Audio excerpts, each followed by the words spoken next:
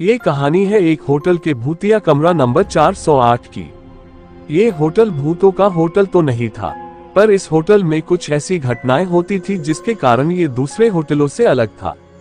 कहानी की शुरुआत कुछ ऐसे है कि राहुल और उसका दोस्त अमित घूमने के लिए मनाली जा रहे थे। मनाली पहुंचते ही वे सबसे पहले अपनी कार से उस होटल में गए जहां उन्होंने कमरा बुक किया था। वहां थोड़ा आराम करने के बाद वो दोनों घूमने निकल गए।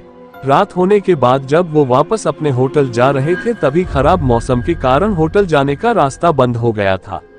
रास्ते को सही होने में सुबह तक का समय लगने वाला था। राहुल और अमित ने सोचा कि अपने होटल तो आज रात जा नहीं सकते, इसलिए यही आसपास में किसी होटल में एक रात के लिए कमरा बुक कर लिया जाए और सुबह होते ही अपने होटल चले जाएंगे। वो दोनों कमरे की तलाश में अपनी कार से इधर उधर होटल ढूंढने लगे। आसपास कोई इंसान भी नहीं दिख रहा था जिससे वो लोग किसी होटल का रास्ता पूछ सके। काफी समय बीत जाने के बाद उन लोगों को एक बुढ़ा आदमी दिखा। राहुल ने अपनी कार रोककर उससे होटल का रास्ता पूछा। बुढ़े ने एक और इशारा करते हुए होटल का रास्ता बताया। राहुल बुढ़े के बताए हुए रास्ते की तरफ अपनी कार लेके चल दिया। कुछ दूर चलने के बाद उन लोगों को एक होटल दिखाई दिया। राहुल और अमित ने चैन की सांस ली और होटल के अंदर चले गए। होटल के अंदर जाके उन्होंने काउंटर पर खड़े आदमी से रात भर रुकने के लिए एक कमरा मांगा। उस आदमी ने होटल के कुछ नियम बताए और एक कमरे की चाबी राहुल को दे दी। राहुल और अमित चाबी लेके कमरे की ओर चल दिया। चाबी पर कमरे का नंबर लिखा था, कमरा नंबर 408। राहुल और अमित चाबी लेके कमरे की ओर चल दिए। होटल में हर मंजिल पे चहल पहल थी। इन दोनों का कमरा चौथे मंजिल पे था। वो मंजिल बिल्कुल सुनसान थी। खैर, वे लोग इस बात पर ज्यादा ध्यान नहीं दिए, उन्हें तो यहाँ बस एक रात ही गुजारनी थी, इसलिए वे लोग अपने कमरे के अंदर चले गए। अंदर पहुंच के उन्होंने देखा कि ये उस कमरे में तो काफी धूल है। ऐसा लग रहा था जैसे कई सालों से वो कमरा बंद पड़ा हुआ है। वहां ना तो पीने का पानी था, ना ही नहाने का।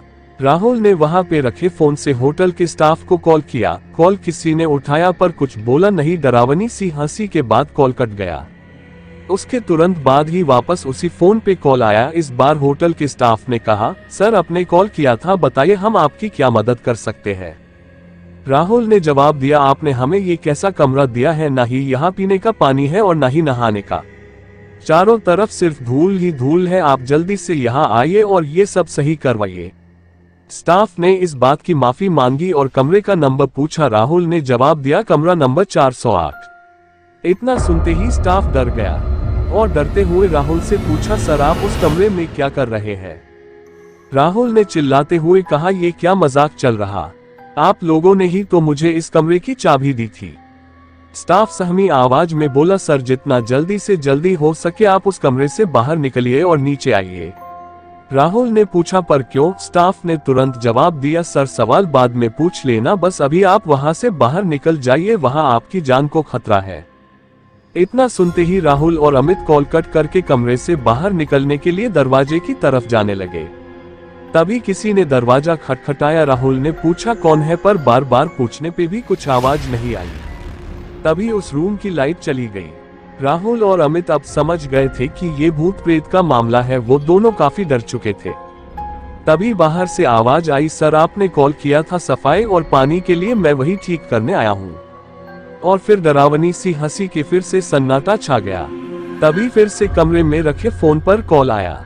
राहुल ने कॉल उठाया। कॉल स्टाफ का था। उसने कहा, सर अभी तक आप उस कमरे से निकले क्यों नहीं। राहुल ने जवाब दिया, नहीं, कमरे के बाहर एक होटल का स्टाफ आया है जो कह रहा है कि वो सफाई और पानी ठीक करने आया है।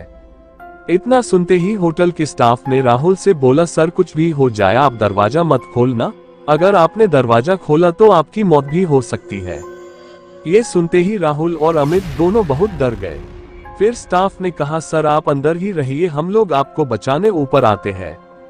कुछ देर बाद कमरे के बाहर से आवाज आई, सर हम लोग आ गए हैं, आप दरवाजा खोलिए। साथ में कुछ और लोगों की भी आवाज आ रही थी, इसलिए राहुल और अमित ने दरवाजा खोल दिया। उन्होंने देखा सामने सच में होटल का स्टाफ ही था। दोनों ने चैन की सांस ली। फिर सभी लोग वहां से जल्दी ही नीचे आ गए। राहुल ने काउंटर पर देखा पर वहां पर कोई दूसरा स्टाफ था जिसने राहुल को चाबी दी थी, वो कहीं नहीं दिखा।